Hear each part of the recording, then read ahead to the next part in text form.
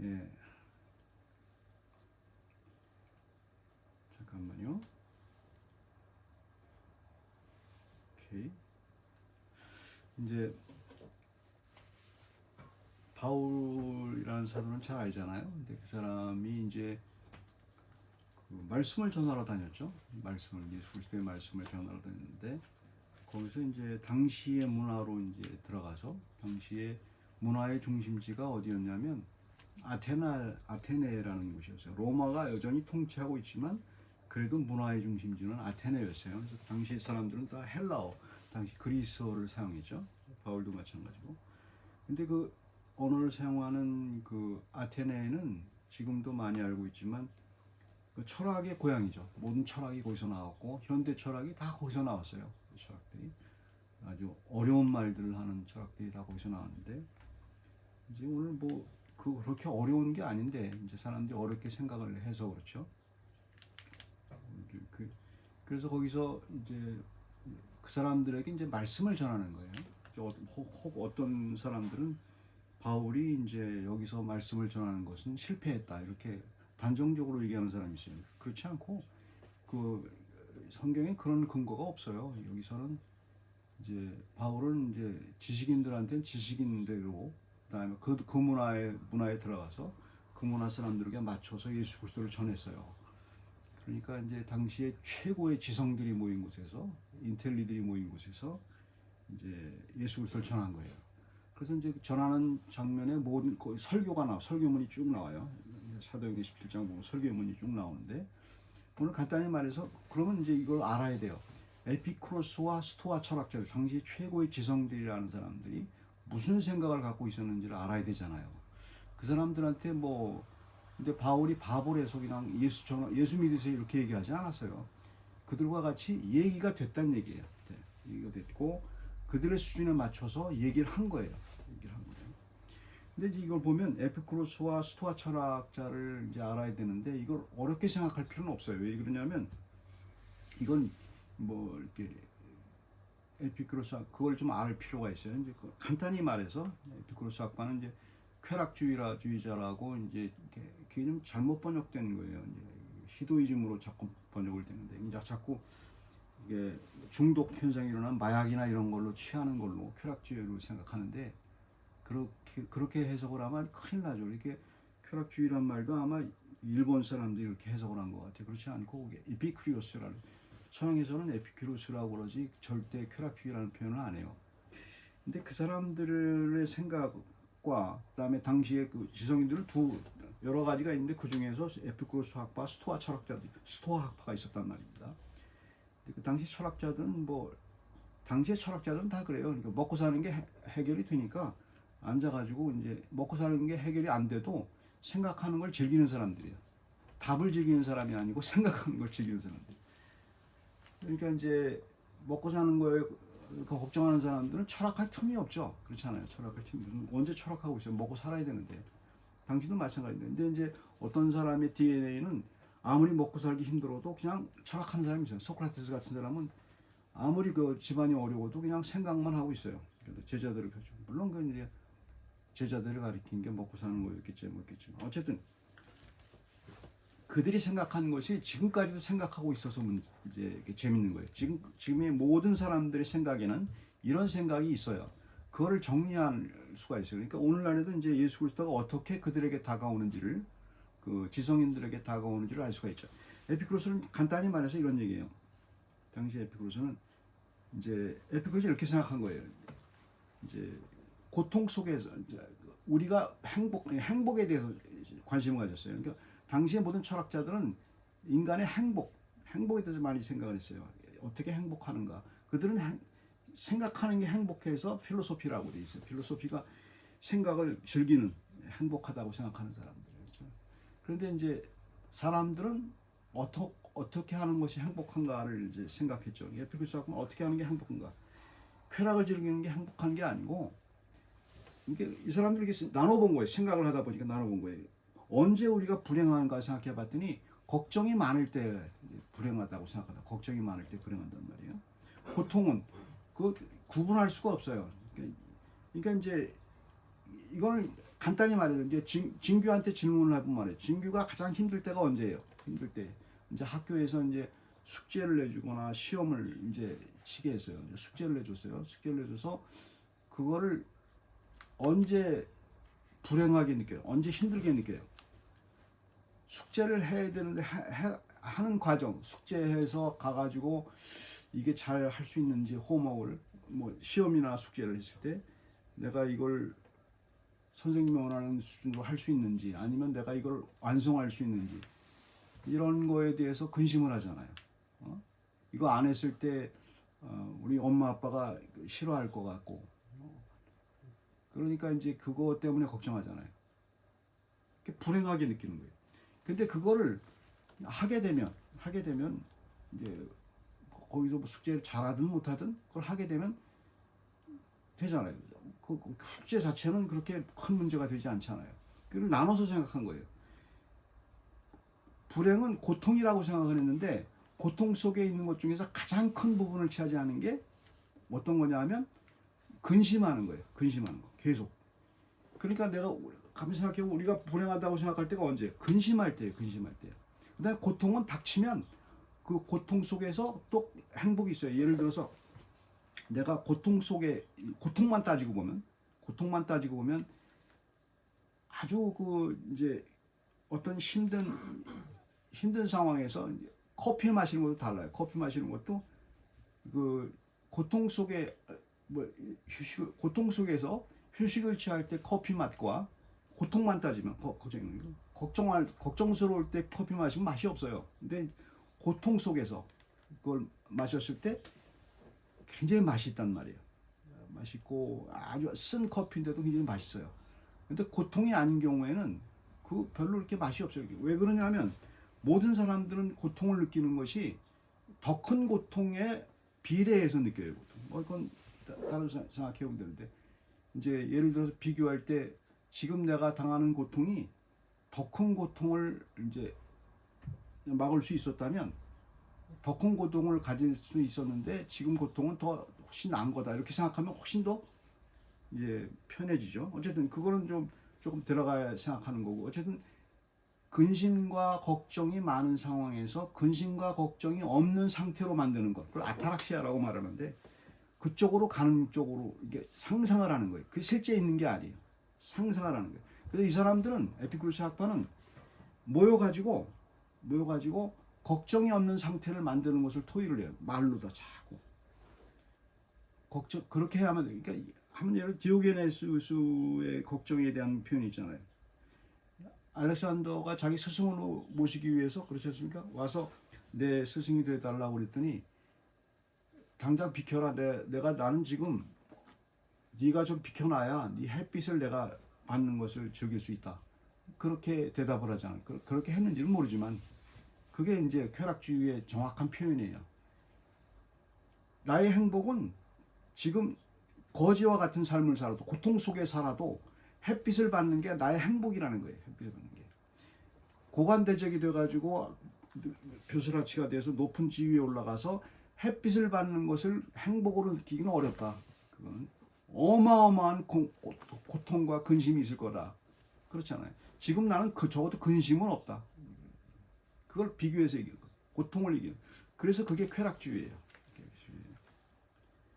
그게 이제 에피쿠로스 학파의 행복을 그렇게 찾은 거예요. 그러니까 아타락시아. 그러니까 근심이 없는 상황. 그러니까 동양의 그 불교와 비슷해. 불교의 해탈의 경지와 비슷하죠. 마음을 비우는 것. 약간 다르긴 하지만 근심이 없는 상태. 근데 실제하지 않아요. 그게 인간으로 살면서 실제하지 않은 거예요. 생각만 하는 거예요. 이미지. 계속 그래서 쾌락주의자들은 계속 생각을 하는 거예요. 생각을 하는 거예요. 반면에 이제 스토아 학파는 행복을 어떻게 얘기했냐면 이제 우리가 힘들 때 왜 힘드냐면 모호해서 그래요. 모호해서 잡히지가 않아서 그렇잖아요.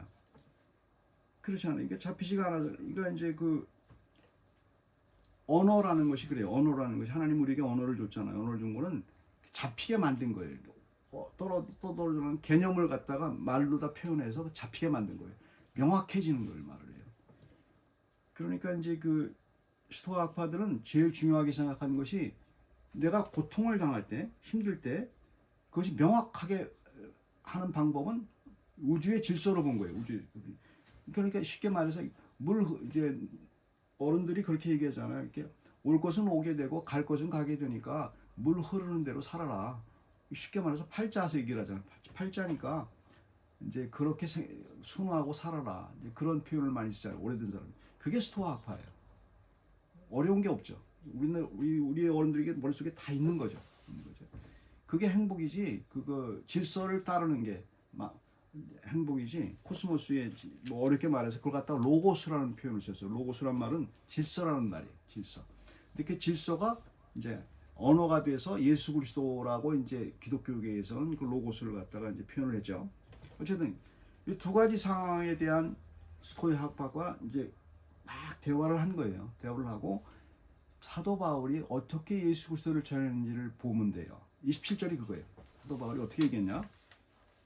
27절이 이는 사람으로 혹 하나님을 더듬어 찾아 발견하게 하려 하심이로되. 이게 무슨 얘기예요? 니네들이 생각하는 거는 행복의 그 원천인 하나님을 더듬어 찾으려고 하는 거야. 모호해. 여전히 하지만 모호하다고. 행복이 뭔지 몰라. 잡았다 하면 멀리 가는 게 행복인데 그거야. 그게 잘못 짓고 있어. 행복을 좇으면 안 돼. 행복을 좇으면 안 된다고 얘기하는 거예요. 행복을 좇으면 안 된다고 얘기하는 거예요. 그래서 그 행복을 쫓다가 잡으면 되는지 옳게 잡아야 된단 말이에요. 이게 행복이라고 잡아야 된다는 거예요. 그거를 뭘로 표현한 거예요? 찾아 발견하게 하심이로되 그는 우리 각 사람에게서 멀리 계시지 아니하도다. 멀리 계시지 아니하다가 키포인트예요. 무슨 얘기냐면 하나님이 이 세상 사람들도 하나님 의식이 있어요. 하나님을 알아요. 어느 정도 알아요. 근데 멀리 계신 분이에요. 나와 상관이 없거나 혹은 그 나한테 힘들 때만 같이 있는 행복만 잠깐 주고 가는 분, 이런 식으로 생각을 해요. 평상시는 항상 고통을 주시는 분, 이런 식으로 생각한단 말이에요. 막연하니까. 분명 멀리 계신 것 같아요. 하나님 멀리 계신 것 같단 말이에요. 그러나 멀리 계시지 않단 말이에요. 멀리 계시지 않고 그분을 찾게 되면 예수 그리스도는 아주 가까이 있다는 거예요. 가까이 있다. 이렇게 하나님은 어디 가까이 있어? 믿기만 하면 하나님이 가까이 있다는 걸 알게 되고 그분이 행복의 원천이 된다는 사실을 알게 된다는 거예요. 그래서 바울이 예수 그리스도를 만나고서 자기가 가장 행복한 일은 말씀은 전하는 일이에요. 말씀. 그게 가장 행복한 일이에요. 그리고 거기에 대해서 생각을 안 해요. 행복에 대해서 예수 그리스도를 갖는 거예요. 그러니까 어떤 사람들은 예수 그리스도를 갖는 게 가장 쫓아가는 거예요. 예수 그리스도를 쫓아가는 게 내 평생 쫓아가는 게 이게 가장 행복이구나. 그렇다고 해서 모든 걸 포기하라는 얘기가 아니에요. 그거구나. 그것밖에 없구나. 그거를 이제 찾은 사람이라는 것을 표현한 거예요. 그래서 어떤 사람은 믿기도 하고 그 말을 믿고 어떤 사람은 안 믿기도 하고 지금도 마찬가지예요. 예수 그리스도를 전했을 때 이게 뭐냐? 하나님이 나와 함께 있다는 사실을 분명히 이제 그게 알 수 있느냐? 그 믿어야 하는 거예요. 그래서 그 예수 그리스도를 찾은 사람의 행복을 어떻게 마태복음 5장 8절에 팔복이 있죠. 행복의 조건을 얘기했단 말이에요. 행복이 여러 가지. 그걸 잘 읽어보시면 우리가 행복한 게 바로 이 길인데 우리는 게 전혀 멀리 있는 것 같잖아요. 나와 상관이 없는 것 같잖아요. 애통하는 자가 어떻게 복이 있어요? 말이 안 되는 거예요. 그거 슬픈 거지, 그건 고통스러운 거지. 그게 무슨 행복이냐? 그게 되는 거예요. 그게 되는 거란 말이에요. 그 중에서 팔복 중에서 뭐예요?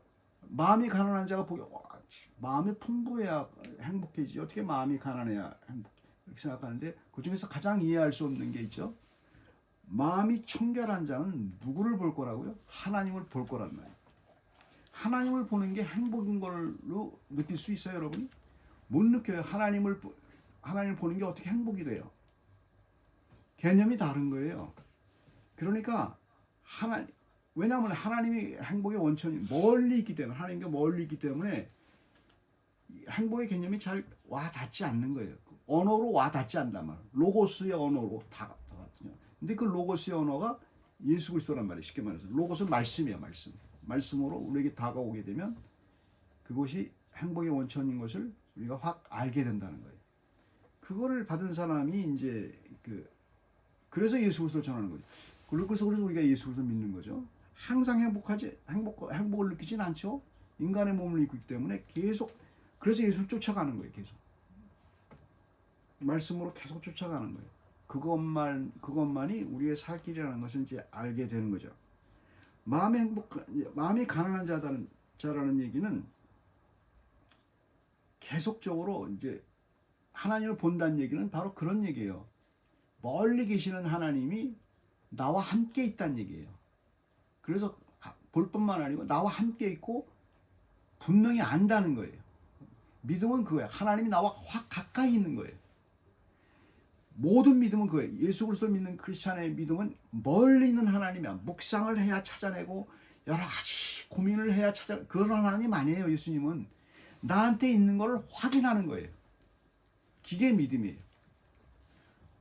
믿기만 하면 그것이 확 느껴지는 거예요. 느껴지는데 믿지 않기 때문에 계속 여전히 멀리 있다고 생각을 하는 거죠. 그래서 하나님은 그렇게 얘기해요. 하나님이 있는데 좀 찾으라. 하나님을 가까이 있는 하나님을 찾으라는 거예요. 어디서? 말씀 속에서 같이 있단 말이에요. 그거를 이제 얘기해 주는 거죠. 그러나 이제 사람들은 여전히 이제 진정한 행복이 뭔지를 잘 모르게 되죠. 계속 모호하죠. 모든 철학이 모호해졌어요. 그래서 행복을 찾지 못해요. 모든 철학은 거기에 대한 답을 주지 못하죠. 근데 우리는 답을 갖고 있는데 조건이 있어요. 믿음으로 답을 갖고 있단 말이에요. 그래서 설명하기 어려운 거죠. 그러나 예수 그리스도를 전하는 거죠. 그걸 아는 사람이 크리스찬이에요. 크리스찬 아는 사람들이고 크리스찬이죠. 같이 기도하겠습니다. 사랑의 하나님, 저희가 이 세상에 살 때 여러 가지 힘든 일을 당하고 불행하다고 생각하고 그리고 여러 가지 걱정, 근심이 많은 상황이 있습니다. 하지만 그런 상황 가운데서도 하나님, 가까이 있는 하나님을 발견해내고 말씀 속에서 같이 있을 때 저희들에게 행복을 초월하는 그 놀라운 하나님의 압도하시는 영광이 저희들을 늘 이끌어간다는 사실을 압니다. 주께서 이 세상에 사는 것이 사실 어떻게 보면 그렇게 어려운 것이 아닌데 어렵게 느껴지는 것은 우리가 하나님을 멀리하고 있는, 우리 마음속에 하나님 멀리 계신 것 같이 생각하는 그런 생각이 있습니다. 저희들에게 늘 하나님이 가까이 있고 하나님이 나를 돕는 손길이 나를 붙잡고 있다는 사실을 믿을 수 있도록 저희 마음을 지켜주시옵소서. 감사드리고 예수 그리스도의 이름으로 기도드립니다.